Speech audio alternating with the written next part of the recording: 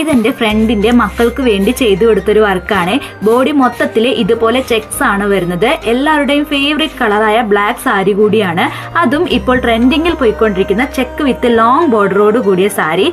സാരിയുടെ ബ്ലൗസ് പീസിൽ ഇതുപോലെ പ്ലെയിൻ ആയിട്ട് താഴെ ഒരു ബോർഡർ ഒക്കെ വരുന്നുണ്ട്. സാരിയുടെ പല്ലു പീസിൽ കുറെ ലൈൻസോട് കൂടിയ ബോർഡർ ആണ് വരുന്നത്. ഇതുവരെ ഞാൻ എന്താണ് സ്റ്റിച്ച് ചെയ്യാൻ പോകുന്നതെന്ന് മാത്രം പറഞ്ഞില്ലല്ലോ. എന്തായിരിക്കും?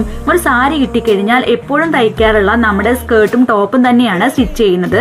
സ്കേർട്ടിൽ മൊത്തം ചെക്ക് ഡിസൈൻസ് വരുന്നത് കൊണ്ട് ബ്ലൗസ് പ്ലെയിൻ ആയിട്ടാണ് കേട്ടോ ചെയ്യുന്നത്.